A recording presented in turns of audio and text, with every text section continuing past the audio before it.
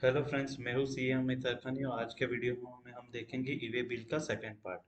First part तक हम लोग ने देखा कि पेनाल्टी के बाद पेनाल्टी तक हम लोग ने फर्स्ट पार्ट तक देखा।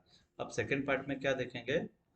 ई वे बिल के सेक्शन और ई वे बिल का रूल। ठीक है, तो ई वे बिल का सेक्शन है सेक्शन 68 और रूल है रूल 138। तो एज पर द सेक्शन 68 के हिसाब से अगर कोई भी रजिस्टर्ड पर्सन या फिर अनरजिस्टर्ड पर्सन गुड्स मूवमेंट करता है जिसका वैल्यू 50,000 से ज्यादा है, तो आपको ई वे बिल बनाना पड़ेगा पोर्टल के through. E way bill is nothing but the only delivery चलन, जो कि हम लोग ने फर्स्ट वीडियो में समझा कि डिलीवरी चलन ई वे बिल होता क्या है और उसे डिलीवरी चलन क्यों बोलते हैं। ठीक है, तो एज पर द सेक्शन 68 के हिसाब से हमें ई वे बिल जनरेट करना है जब भी गुड्स मूवमेंट होगा। तो कैसे करना है, कहाँ कभी करना है, कौन करेगा, वो सब कहाँ पे स्पेसिफाई किया हुआ है? रूल नंबर 138 में। अब रूल नंबर 138 में क्या बोलता है कि गुड्स का वैल्यू 50,000 से ज्यादा होगा तो अब हमें ई वे बिल जनरेट करना है, लेकिन कौन से केस में करना है? जब भी आप कोई गुड्स सेल करोगे तभी, मतलब सप्लाई होगा तभी। अगर गुड्स सेल भी नहीं करते हो फिर, और वो केस में अगर आप गुड्स मूवमेंट करते हो तो भी आपको ई वे बिल बनाना जरूरी है। इफ आपका गुड्स मूवमेंट होता है तो अगर आपने कोई इनवर्ट सप्लाई लिया अनरजिस्टर्ड डीलर से, फिर भी वो केस में आपको ई वे बिल बनाना जरूरी है। अब ई वे बिल तो बनाएंगे अगर कंसाइनमेंट का वैल्यू 50,000 से ज्यादा होगा तो। लेकिन वो केस में क्या करेंगे जहां पे इंडिविजुअल कंसाइनमेंट का वैल्यू कम है 50,000, लेकिन वो सब कंसाइनमेंट का वैल्यू मिला के 50,000 से ज्यादा है, वो केस में ई वे बिल एप्लीकेबल रहेगा या फिर नहीं रहेगा? तो वो केस में क्या रहेगा कि भले ही आपका इंडिविजुअल कंसाइनमेंट का वैल्यू 50,000 से कम हो, लेकिन aggregate value of consignment is more than 50,000, तो वो केस में आपको ई वे बिल एप्लीकेबल हो जाएगा। ठीक है, तो यही है कि आपको 50,000 से ज्यादा होगा और गुड्स मूवमेंट होगा, ये तीन केस में तो आपको ई वे बिल बनाना है। फिर अगर आपका 50,000 से कम हो फिर भी आप बना सकते हो, ऐसा कोई रूल नहीं है कि कम नहीं बनाना है, आप फिर भी बना सकते हो। ठीक है, अब रूल 138 के चार प्रोविजो है। ठीक है, वो अच्छे से समझते हैं। फर्स्ट प्रोविजो में क्या लिखा हुआ है कि ई वे बिल बनाने की रिस्पॉन्सिबिलिटी फर्स्ट कंसाइनर की होती है जो गुड्स मूवमेंट करता है। ठीक है, लेकिन transporter can also be the generator E way bill on behalf of the consignor. ठीक है, अगर कंसाइनर ने उसे ऑथोरिटी दिया होगा तो। सेकंड प्रोविजन में क्या है कि कभी कभी क्या होता है, गुड्स ई कॉमर्स के थ्रू हम लोग ट्रांसफर करते हैं या फिर कुरियर एजेंसी के थ्रू ट्रांसफर करते हैं। तो वो केस में क्या होता है कि जो इंडिविजुअल सेलर होता है ना, वो नहीं करता है। वो क्या करता है, ई कॉमर्स को कुरियर एजेंसी को अथॉरिटी दे देता है कि हमारे बिहाफ में आप ई वे बिल जनरेट करो। तो सेकंड प्रोविजन में यही मेंशन किया हुआ है कि ई कॉमर्स ऑपरेटर और कुरियर एजेंसी भी जनरेट कर सकती है अगर प्रोवाइडेड ऑथोराइजेशन होगा तो। थर्ड प्रोविजन में क्या लिखा हुआ है कि रूल 138 क्या बोलता है कि अगर 50,000 से ज्यादा होगा तो हमें ई वे बिल कंपलसरी है।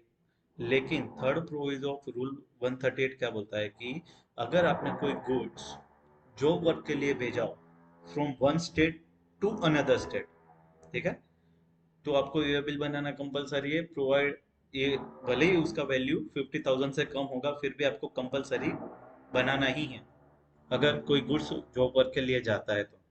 वो भी कहाँ पे कि कंडीशन है कि from one state to another state, other state. ठीक है, मतलब विद इन स्टेट होगा तो नहीं, लेकिन अगर स्टेट चेंज हो गया तो आपको बनाना पड़ेगा। सेकंड चीज में क्या होगा कि अगर कोई आप हैंडीक्राफ्ट गुड्स में डील करते हो, ठीक है, तो हैंडीक्राफ्ट गुड्स में भी डील करते हो तो भी आपको कंपलसरी बनाना है, भले ही आपका उसका वैल्यू 50,000 से कम हो। ठीक है, तो अब हैंडीक्राफ्ट गुड्स होता क्या है? हैंडीक्राफ्ट गुड्स ये होता है कि जो हाथ से बना हुआ गुड्स, भले ही उसके ऊपर कोई मशीनरी के थोड़े बहुत काम किया होगा फिर भी उसे हैंडीक्राफ्ट गुड्स ही बोलेंगे, जो कि मेजोरिटी वर्क हैंड का होगा। ठीक है, अब होता क्या है कि जो हैंडीक्राफ्ट गुड्स जो डीलर होते हैं ना, उसको एग्जाम्पशन दिया हुआ है रजिस्ट्रेशन में कि आपको ये कंपलसरी रजिस्ट्रेशन में उसका ये क्लोज है कि जो भी पर्सन इंटरस्टेट सप्लाई करता है तो उसे कंपलसरी रजिस्ट्रेशन है। रजिस्ट्रेशन लेना कंपलसरी है, ठीक है। तो होता क्या है कि ऐसा हैंडीक्राफ्ट गुड्स डीलर इंटरस्टेट में ट्रांजैक्शन करते हैं, फिर भी उसको रजिस्ट्रेशन लेने की जरूरत नहीं है, क्योंकि वो ये नोटिफिकेशन नंबर 3/2018 में लिखा हुआ है कि कोई पर्सन हैंडीक्राफ्ट गुड्स में डील करता है और वो इंटरस्टेट ट्रांजैक्शन करता है, फिर भी उसे रजिस्ट्रेशन लेने की जरूरत नहीं है, ठीक है, प्रोवाइडेड उसका टर्नओवर थ्रेशोल्ड लिमिट से कम होगा तो, ठीक है। तो अगर उसके पास जीएसटी नंबर ही नहीं होगा तो वो ईवे बिल बनाएगा कैसे, ठीक है। तो वो केस में उसे पैन नंबर के बेसिस पे आप उसे ईवे बिल बनाना पड़ेगा, लेकिन बनाना तो पड़ेगा ही, भले ही उसका वैल्यू 50,000 से कम हो। Same casual casual taxable person को भी कंपलसरी रजिस्ट्रेशन है, ठीक है। लेकिन कैजुअल टैक्सेबल पर्सन अगर कोई हैंडीक्राफ्ट गुड्स में डील करता है तो उसे रजिस्ट्रेशन लेने की जरूरत नहीं है, ठीक है। तो अगर वो casual taxable person handicraft goods में ट्रांजेक्शन करता है, गुड्स मूवमेंट करता है, तो ईवे बिल तो कंपलसरी है, ठीक है। तो वो केस में भी उसे पैन नंबर के बेसिस पे उसे ईवे बिल बनाना पड़ेगा। अब ईवे बिल के पार्ट कितने होते हैं? दो पार्ट होते हैं e way bill, part number A और part number B. Part number A में क्या होता है कि कंसाइनर का डिटेल्स होता है, कंसाइनी का डिटेल्स होता है और गुड्स के रिलेटेड डिटेल्स होता है। पार्ट नंबर बी में ट्रांसपोर्टेशन के रिलेटेड डिटेल्स होता है, ठीक है। तो वो सब हम देखेंगे आगे अगले वीडियो में। थर्ड चीज है analysis of applicability of e-way bill. E-way bill कब एप्लीकेबल होगा? ऑब्वियसली जब एक गुड्स मूवमेंट होगा तभी ईवे बिल एप्लीकेबल होगा। लेकिन काफी सारी केस में क्या होता है कि सर्विस भी हम लोग प्रोवाइड करते हैं, ठीक है।